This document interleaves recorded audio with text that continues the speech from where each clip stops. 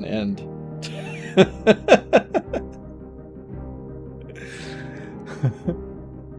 I mean, can you blame me?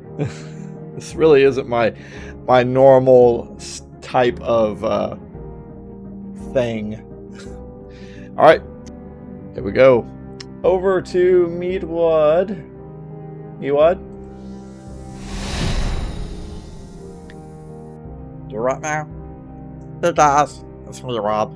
Okay, so looks like some people want me to read this book here. Let's see, 50 shades, 50 shades, 50 shades of gray. I'm not really the reading type. I mean, I am a big giant wad of meat, but you know, maybe that's good for... Oh, wow. Okay. Here we go. Okay.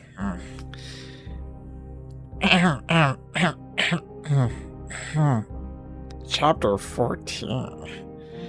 Christian is standing over me, grasping a plated leather riding crop. He's wearing old, faded, ripped Levi's, and that's all. Getting the meat sweats over here. He flicks the crop slowly into his palm as he gazes down at me. He's smiling, triumphant. I cannot move. I am naked. Oh, yeah, I'm always naked. And shackled, spread-eagled on a large four-poster bed. Reaching forward, he trails the tip of my crop from my forehead down the length of my nose, so I can smell the leather, and over my parted, panting lips. Do I have lips? Guys, do I have lips? I don't think I have lips. He pushes the tip into my mouth so I can taste the smooth, rich leather. I do like leather. I like dressing up in leather. He pushes the tip into my mouth. Oh, it was so good I had to read it again. Suck, he commands, his voice soft. My mouth closes over the tip as I obey. Enough, he snaps. I'm panting once more as he tugs the crop out of my mouth, trails it down and under my chin, on down my neck to the hollow at the base of my throat. He swirls it. Do what now? He swirls. It's slowly there and then continues to drag the tip down my body, along my sternum, between my... Whoa, I can't say that. Between my twin peaks, over my torso down to my navel. I'm panting, squirming. I do squirm a lot, pulling against my restraints that are biting into my wrist and ankles. Wait, I'm restrained. Oh, actually, I am restrained. Look. Okay. Oh, sorry. He swirls the tip around my navel, then continues to trail this other tip south through my hair to my my fun button. He flicks the crop and it hits my sweet spot with a sharp slap, and I go somewhere gloriously, shouting my release. Abruptly I wake, grasping for breath, covered in sweat, and feeling the aftershocks of my trip to the market. Holy hell. Do what now? I'm completely disoriented. What the hell just happened I'm in my bedroom alone. I sit bolt upright, shocked. Wow, it's morning. I glance at my alarm clock. 8 o'clock. I put my head in my hands. I didn't know I could dream about sex. What's sex? Where's Frylock when I need him? Was it something I ate, perhaps?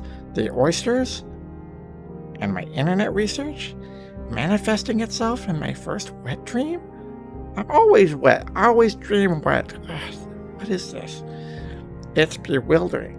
I had no idea that I could go to the market in my sleep. Kate is skipping around the kitchen when I stagger in. Anna, are you okay? You look odd. Is that Christian's jacket you're wearing? I'm fine. Damn, I should have checked in the mirror. I avoid her piercing green eyes. I'm still reeling from my morning's event. Yes, this is Christian's jacket. She frowns. Did you sleep? Not very well. I head for the kettle. I need tea. How was dinner? So it begins. The talk. Oh yeah, we're gonna have the talk. We had oysters, followed by cod. A lot of fish here. They need some meat. So I'd say it was fishy. Ugh, I hate oysters. And I don't know what to know about the food. How was Christian? What did you talk about? He was attentive. I pause. What can I say? His status is clear. He's heavily into roleplay. He wants me to obey his every command. He hurt someone he tied to his bedroom ceiling, and he wanted to boop me in the private dining room. You know, I've got a button for that. Ah, the button doesn't work. Ah, shit. Hold on. There's gonna be some naughty parts here.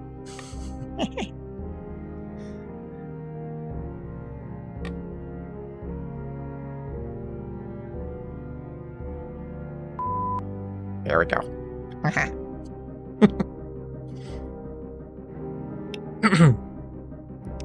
And he wanted to me in the private dining room. Would that be a good summary? Try desperately to remember something from my encounter with Christian that I can discuss with Kate. He doesn't approve of Wanda. Who does, Anna? That's old news. Why are you being so coy? Give it up, girlfriend. I feel like I need to snap. Oh, Kate, we talked about lots of things. You know, how fussy he is about the food. Who's fussy about food? Incidentally, he liked your dress. The kettle is boiled, so I make myself some tea. Do you want tea? Would you like me to hear your speech for today? Yes, please. Do you want now? I worked on it last night over at Leela's. I'll go fetch it. And yes, I'd love some tea. Kate races out of the kitchen. Phew. Catherine Kavanaugh sidetracked. I slice a bagel and pop it into the toaster. I flush, remembering my very vivid dream. What on earth was that about? Last night I found it hard to sleep. My head was buzzing with various options. Options. I'm so confused. Christian's idea of a relationship is more like a job offer. It has set hours, a job description, and a rather harsh grievance procedure. It's not how I envisaged my first romance, but of course Christian doesn't do romance. If I tell him I want more, he may say no, and it could jeopardize what he has offered. And this is what concerns me most, because I don't want to lose him, but I'm not sure I have the stomach to be as submissive. Deep down, it's the canes and whips that put me off. I'm a physical coward, and I will go a long way to avoid pain. I mean, I'm a ball of meat. Sorry. Think of my dream. It's that what it would be like. My inner goddess jumps up and down with cheerleading pom-poms shouting yes at me. Kate comes back into the kitchen with her laptop. I concentrate on my bagel and listen patiently as she runs through her valedictorian speech. That's a long word. Oof. I am dressed and ready when Ray arrives. I open the front door, and he's standing on the porch in his ill-fitting suit. A warm surge of gratitude and love for this uncomplicated man streaks through me, and I throw my arms around him in an uncharacteristic display of affection. He's taken aback, bemused. "Hey, Annie, I'm pleased to see you too," he mutters as he hugs me. Ooh, no one hugs me anymore. Setting me back, his hands on his shoulders, he looks me up and down, his brow furrowed. "You okay, kid?" "Of course, Dad. Can't a girl be pleased to see her old man?" He smiles, his dark eyes crinkling at the corners, and follows me into the living area. "You look good," he says. "This is Kate's dress." I glance down at the gray chiffon halter neck dress. He frowns. "Where's Kate?" "She's gone to campus. She's giving a speech, so she has to be early. Shall we head on over?" "Dad, we have half an hour. Would you like some tea? You can tell me how everyone in Montesano. They offered me a job out at the plant, sorry. Is getting along. How was the drive down?" Ray pulls his car into the campus parking lot. We follow the stream of humanity, dotted with ubiquitous black and red gowns, heading toward the sports auditorium. Ooh, good luck, Annie. You seem awfully nervous. Do you have to do anything? Holy crap! Why has Ray picked a day to be so observant? No, Dad, it's just my big day, and I'm going to see him. Yeah, my baby girl has gotten a degree. I'm proud of you, Annie. You know, I'd like a degree. Aw, thanks, Ray. Oh, I love this man, this big ball of meat. Wait, the sports auditorium is crowded. Ray has gone to sit with the other parents and well-wishers in my waked seating. While I make my way to the seat, I'm wearing my black gown and my cap, and I feel protected by them. Anonymous. There's no one on the stage yet, but I can't seem to steady my nerves. My heart is pounding and my breathing is shallow. He's here somewhere. I wonder if Keith's talking to him, interrogating him maybe, to learn about my dream. My dream. I make my way to my seat amongst fellow students whose surnames also begin with S. Well, mine begins with M. Actually, it's more like W. Meatwad.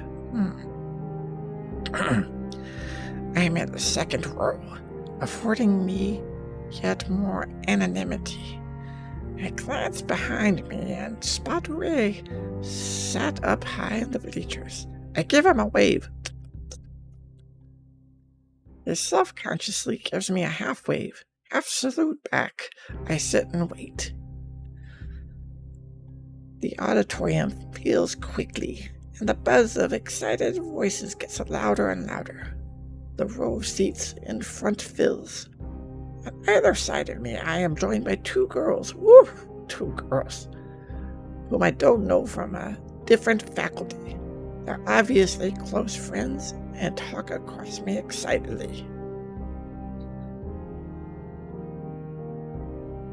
At 11 precisely, the Chancellor appears from behind the stage, followed by the 3 Vice-Chancellors, and then the senior professors, all decked out in their black and red regalia.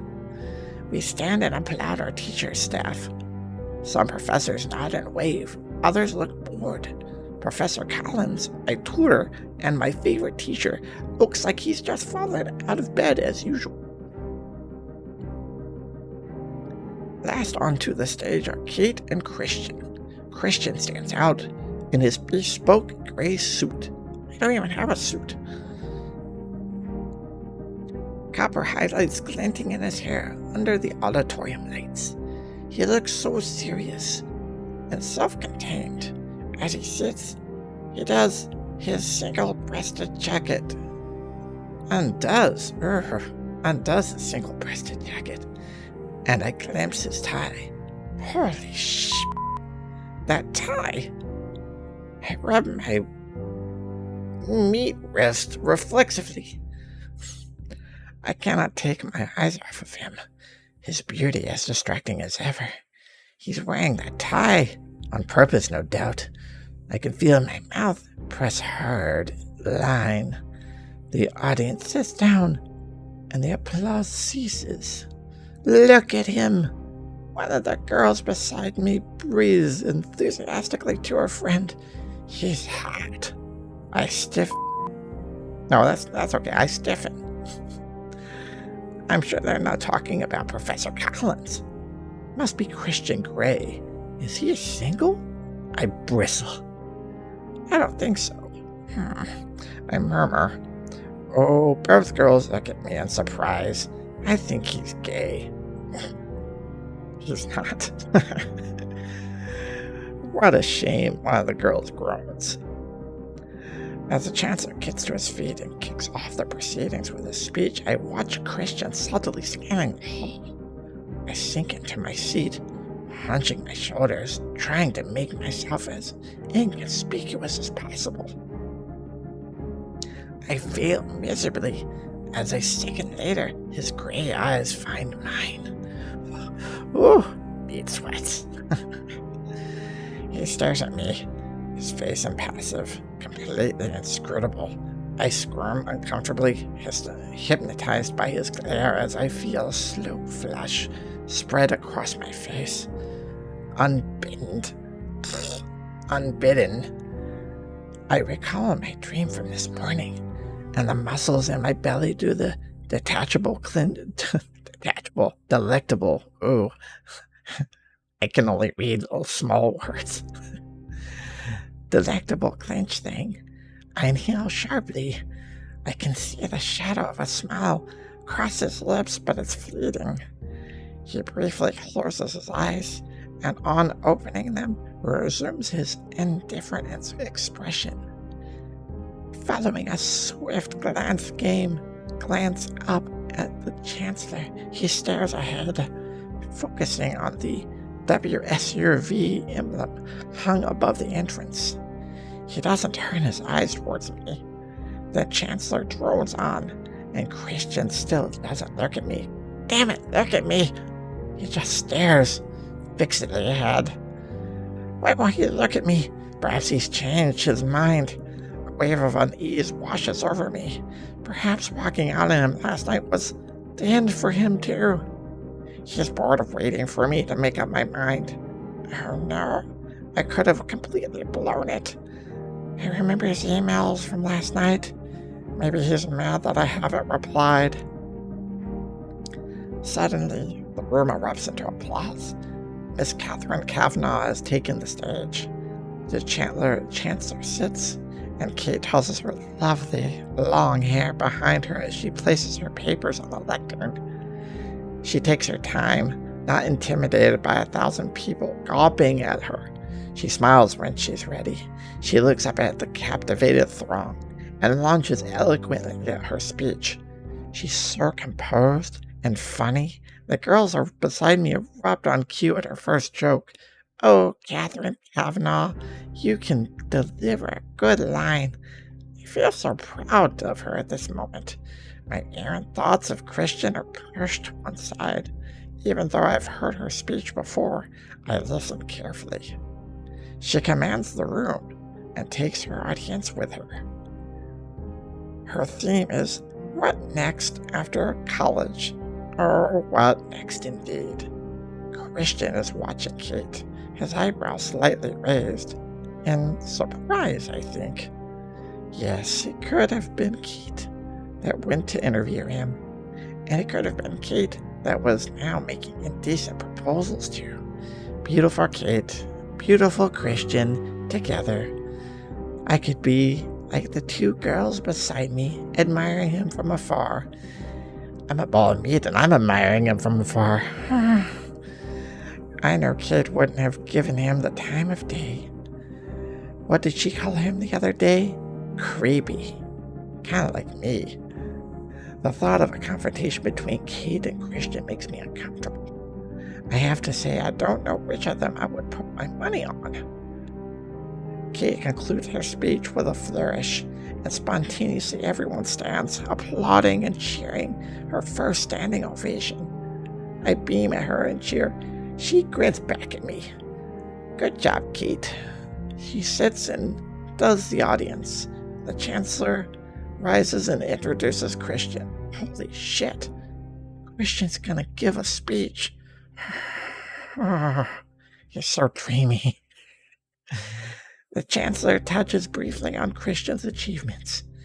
CEO of his own extraordinarily successful company, kind of like a Socrates, a real self-made man, and also a major benefactor to our university. Please welcome Mr. Christian Gray.